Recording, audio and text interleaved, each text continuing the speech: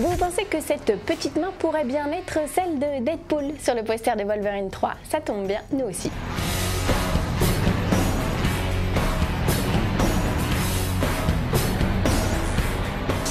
Au programme aujourd'hui, Han Solo, plus pour très longtemps, des news de Valérian, mais tout de suite, place aux news en bref.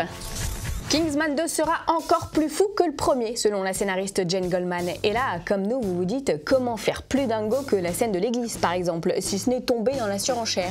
Eh bien, rassurez-vous, selon Goldman, les gens qui ont aimé le premier ne seront pas déçus. Nous n'avons pas essayé de faire quelque chose de plus choquant ou de plus délirant, a-t-elle déclaré, avant d'ajouter « Il s'agit simplement d'apporter de la fraîcheur et de la surprise, notamment durant les scènes d'action. On veut emmener le spectateur là où il ne s'y attend pas. » Eh bien, on a vraiment hâte de voir ça. Rendez-vous au cinéma le 14 juin 2017.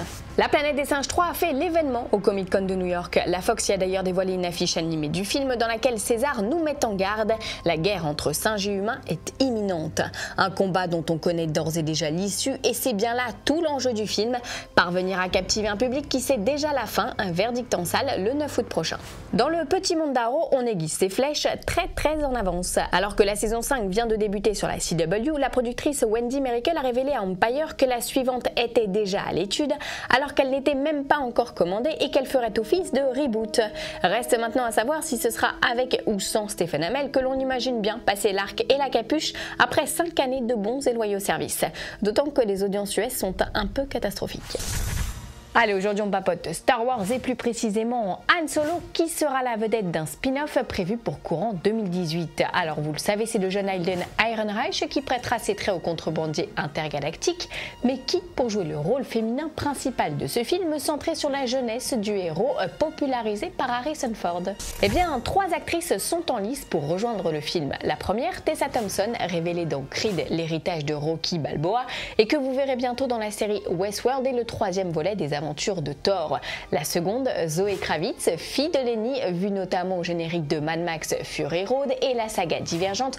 Enfin, la 3e, un peu moins connue, la jeune Naomi Scott, que vous verrez prochainement dans le costume du Ranger Rose dans le film Power Rangers. Je ne connais pas encore la teneur du rôle que tiendra l'heureux élu. On sait en revanche que la production recherche un jeune comédien pour incarner Lando Calrissian, tenu par Billy Dee Williams dans l'Empire contre-attaque et le retour du Jedi.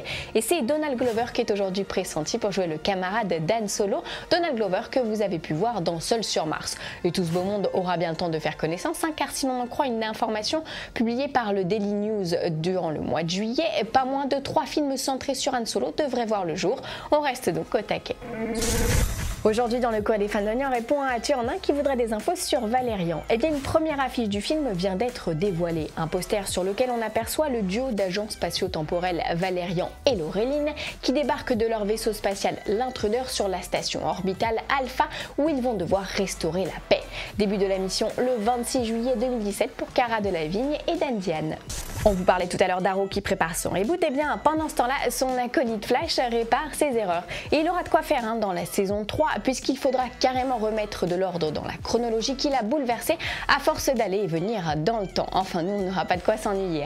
On ne se retrouve pas lundi, mais mardi avec une émission spéciale Comic Con de New York. Je vous souhaite à tous un très bon week-end et je vous dis à la semaine prochaine.